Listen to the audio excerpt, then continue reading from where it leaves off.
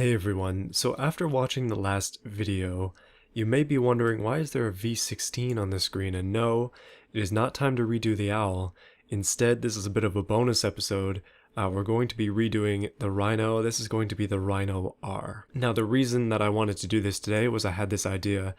The Rhino's engine is a V12 currently, and it looks incredibly small inside of it, so why don't we see if a max size V16 fits? And I have good news for you, I've just tested it right now. It has no problem fitting at all, and we definitely are going to need to go four-wheel drive. But you can see none of the bars are up at all, like, it's only 42% full. We could put two of these engines in there. So that leads me to today, where we will be putting in a 2020 max size V16. We're going to try and get some serious power. I'm hoping for 4,400 horsepower out of this engine. Let's give it a go. So this is what I have so far. I'm probably going to have to come back and readjust. We're just going to go for the best parts that we can. Probably not lightweight forged though, we'll go forged for now.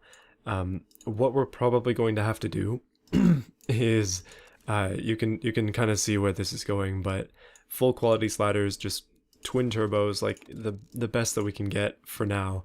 I'm going to just kind of adjust this stuff all the way up and then come back to it. So in terms of fuel, obviously direct injection, and we're going to go ultimate fuel.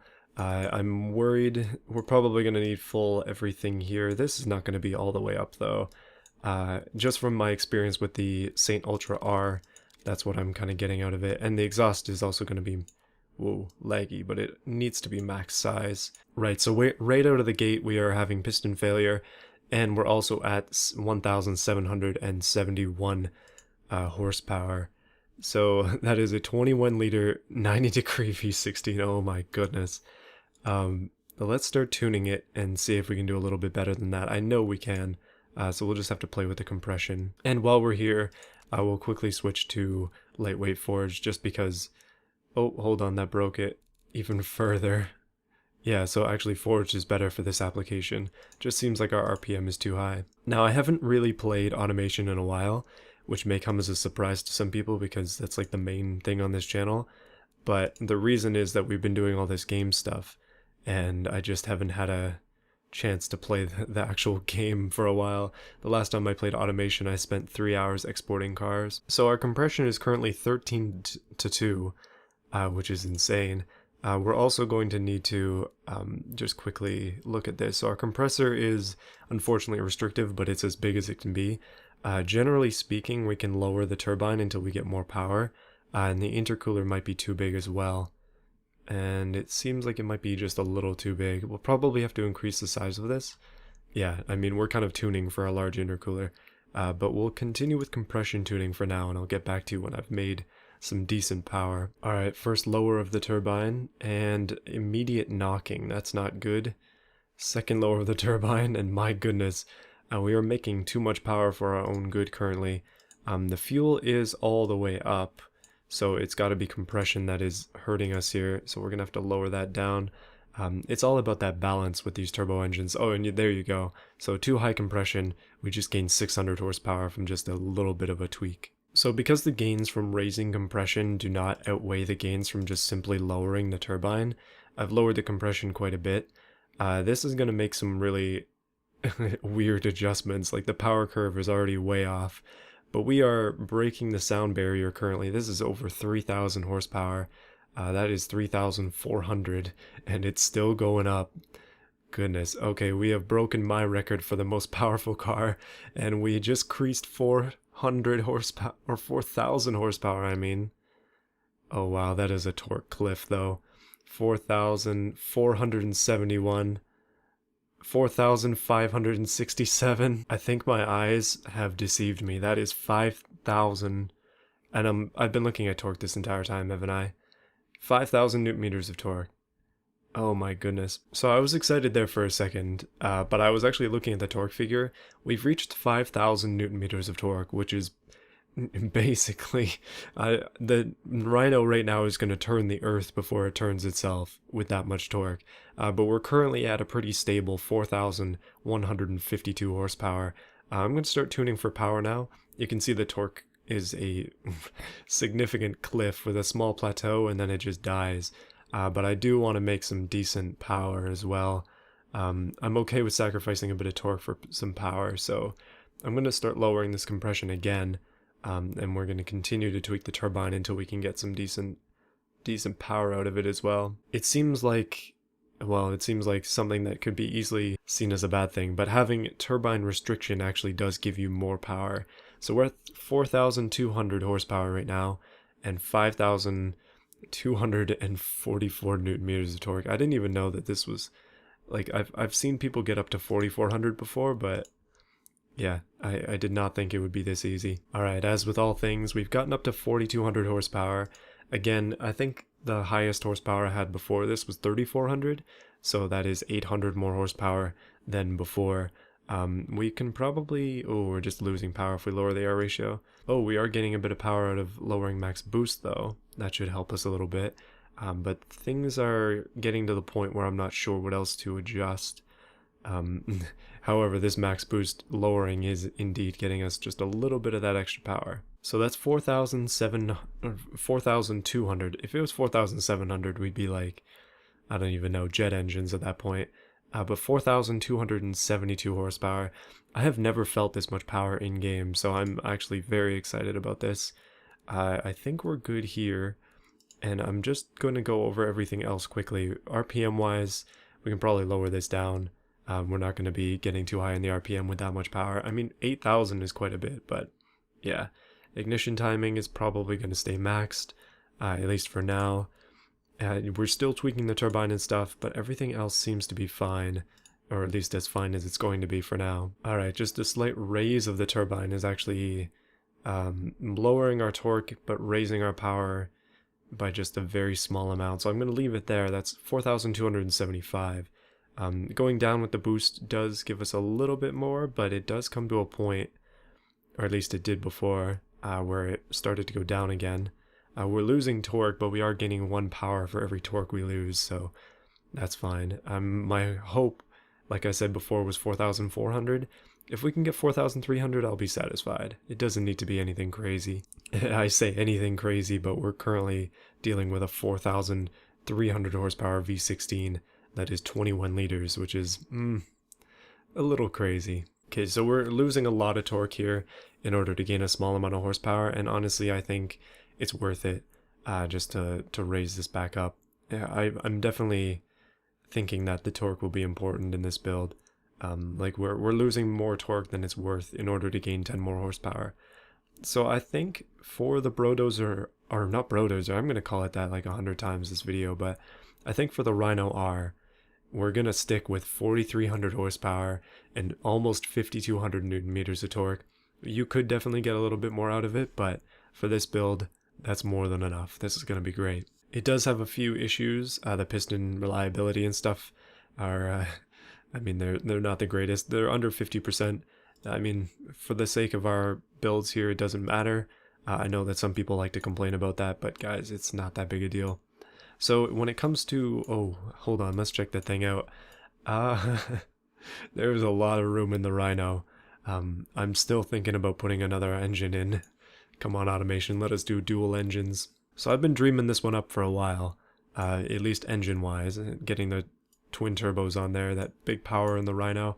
I've been excited for that. But when it comes to styling, I don't even know what to tweak. So I think first things first, what we're going to do is we're going to go for the drivetrain, which is pretty important as the Rhino is currently still a 1975. I'm thinking that we're probably going to have to modernize it because right now wheel spin is 100% in every single gear, and that is not going to do too well for us. Yeah, it's kind of going to be a challenge to drive it if it does not do anything except wheel spin. If we move it up to semi-slicks and we go back to the spacing here, you can see that that did not do much. We're going to adjust the handling as well, and I feel that just because this is already so absolutely ridiculous, I'm just gonna start raising some of the sliders that we can. Like all the body ones are stuck because all I did was clone it, but anything that we can, we're just gonna make it high quality, other than the engine parts, which are already that way. So this is a race version of the Rhino, but that doesn't mean that it's going to be light. No, this is actually going to be heavier, most likely. Currently it weighs 8,948 kilos. Goodness. Alright, I'm still debating right now. I think it might be beneficial if we bring the Rhino up to the modern ages. That's going to give us a lot more options in terms of drivetrain, and it will hopefully help out with the wheel spin issues that we're having. It's only going to be like a surface level thing, it's just going to be the number up at the top, but it will give us more options, and that's mostly what I'm concerned about. Stuff like this, having a 9-speed automatic. Alright, so 4x4 does make sense for this, but I'm thinking maybe all-wheel drive instead. We just need something to lower that wheel spin. So if we go to a electric LSD, that should help. We need to raise up our top speed because it has definitely increased, and that should help with wheel spin a bit. Currently it's a 4-speed. Let's go dual clutch and then 7-speed. Okay, it's wheel spin in every single gear. When it comes to wheel size, they are as big as they can get. We're gonna make these, I guess we'll just go, that doesn't matter, does it? One thing that we need to do though is increase the rim diameter, just so that we can make the, oh never mind, they're as big as they can be.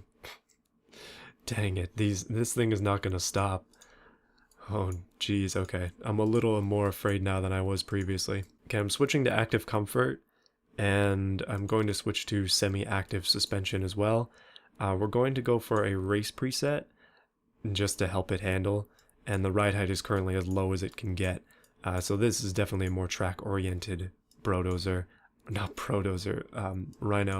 And we're going to go downforce because we need it, and we're going to also go cooling flaps as well, and the brake airflow is going to be going up all the way, because it's definitely needed. One of the things that this very much struggles with is stopping, so I'm going to give it ABS as well, and we're going to keep that stuff all the way up. Hopefully that'll help us out. We'll probably have to add a wing to the top when we do the styling piece, but yeah, we're getting there. Okay, brakes, carbon ceramic is definitely needed here. 6 pistons, we need all the stopping power we can get. Ignore the graphs, this thing will not stop at all considering how much it weighs. It's currently over 10,000 kilos. The power to weight ratio on this is not good. So we've been looking at graphs for a while. I think it's time that we change the paint color. So the body panel, it only has one. You can only change just the primary body color, so we're going to make it something else here. Whoa, that is definitely not what it's going to be. I'm thinking we go military style. So maybe like a darker green-ish color? Like previously it was gray, which is fine. Oh, we could go plastic though. Oh, green plastic. Oh boy. Matte plastic? Oh, this is actually...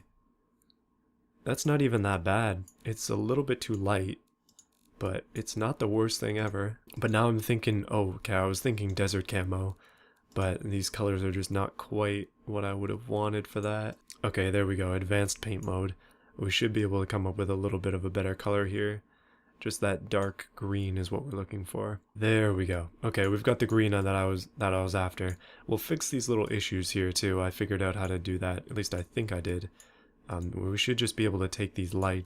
Okay, never mind. Apparently I didn't figure out how to fix that. In the past, it's just been that one of these things was not on the right layer, but evidently this is caused by something deeper. We'll have to investigate. Okay, so things that we need to do here in terms of fixtures. We need to, we might get rid of that, and I think what we're going to have to do is put some kind of lip on it, just because we need front downforce as much as we can get. Now the Rhino is a massive box, but, oh wow, that is really quite bad. We can definitely, like, it makes it a lot easier to put this kind of trim on it, just because it's just flat. Yikes, this is not working quite as well as I would have liked. Even different alignments aren't quite working, so we'll just have to bring it up. Yeah, there we go, that goes. Alright, the Rhino officially has a chin spoiler. To reflect its, well, its massive engine also kind of just hangs out because there's a huge gap here. But we definitely need some big wing on the back too. I was thinking of doing just like a little lip like this, but then I also got some more mod wings. It's turning into a rally van here. This is not what I anticipated, but... Ooh, Brodozer R in full effect. That's not even bad. That was my first, like, little guess there. I think we can stick with that.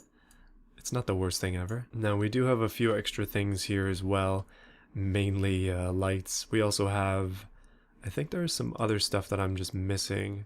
Some of the mods might not have loaded, but for the R, I think we're going to need different wheels as well. They're kind of just like very basic wheels. We can definitely mix it up this time. Oh yeah, there we go. We're just gonna go for some classic off-road wheels, and then we'll slap some paint on those too. Okay, so basically I've just made them matte black, which is pretty decent. So the trim is currently black as well. That makes sense. We could probably make it steel.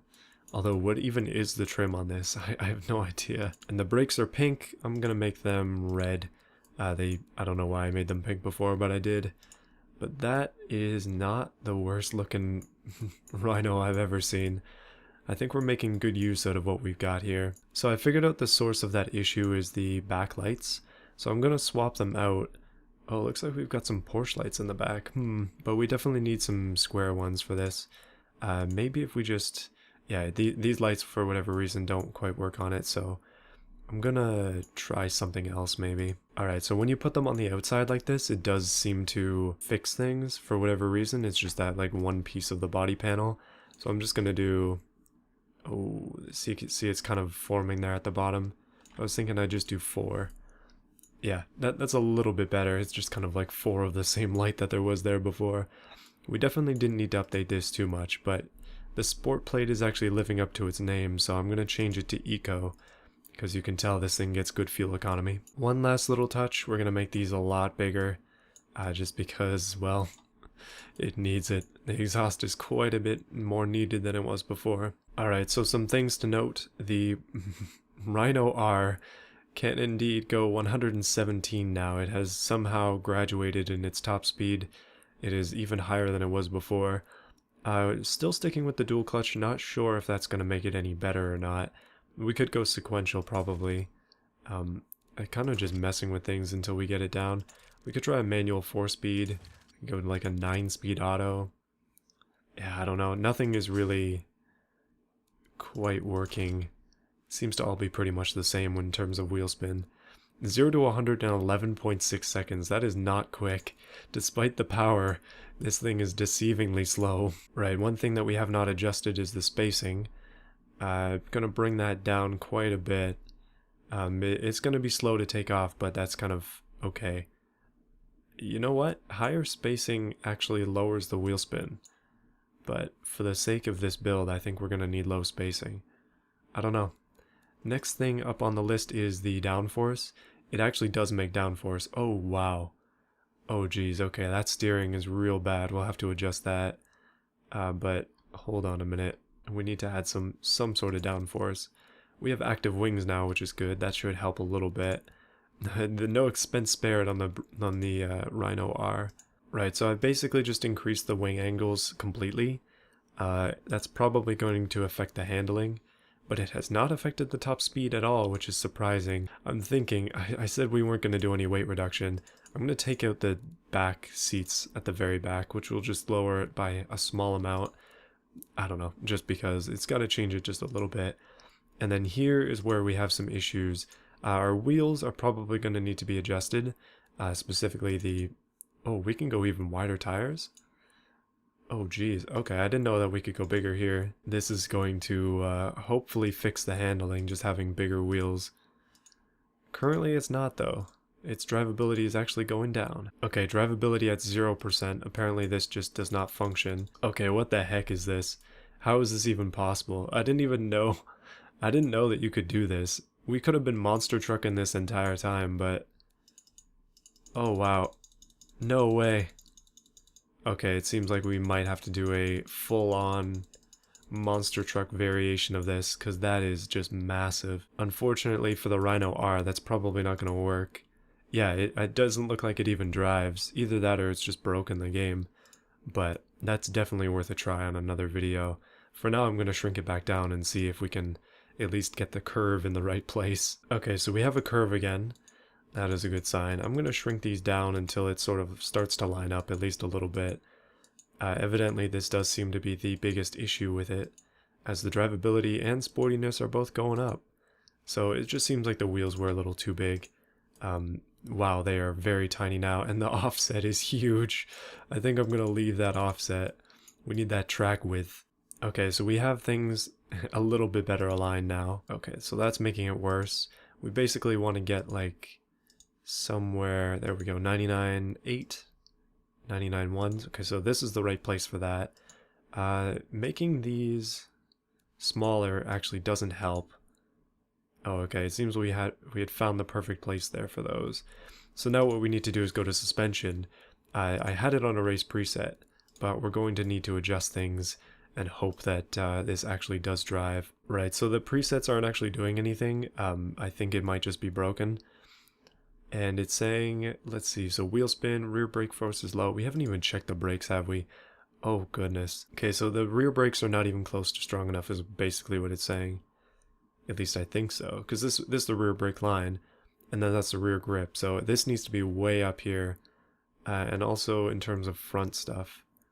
Oh boy. Okay, I have an idea. Let's quick switch to all-wheel drive. That's going to help us to gain quite a bit of speed. Currently, it has no wheel spin past gear 3, and we can lower this down just a little bit. Actually, we'll keep that up a little bit higher. So yeah, all-wheel drive is the better way to go. Power distribution, we'll put it further to the back. I probably should have done this a while ago. That might actually make things worse. What if we put it further to the front? Okay, that also makes things worse. Okay, so the power distribution is going to be 60-40. We have increased our 0 to 100 by a significant amount, and we've lost quite a bit of weight. The wheels are still quite small, but I want to... Yeah, so this is still not in a good place. Unfortunately, we can't do much about that. We could lower the brake bias, I guess, or increase it. This is weird. This is not something that you would usually want to do, but it might actually be improving it, as we are able to stop quite a bit quicker with a 50-50 split. Goodness. So, yeah, having this means our front brakes are still stronger than the front grip, and our back brakes are a little bit stronger than they were. Still not strong enough though. Wheel spin is about the same. Now we need to get back to the suspension. This is still not good. We might be able to improve it a little bit, but it's seemingly maxed on everything. And we probably can't adjust that at this point. We could try active sport instead of active comfort, maybe? I'm not sure. So it wants the wheels to be shrunk just a little bit more here. That is actually helping it a little bit. We'd ideally want all of this in here and then that to be out, not down. Actually, I think down is fine, but as long as we have these things lined up, we should be fine. Yikes. Okay, I think we might be okay. I think this might be finished. I'm very eager to try this out. 4,300 horsepower, 9,784 kilos, most of it in the front.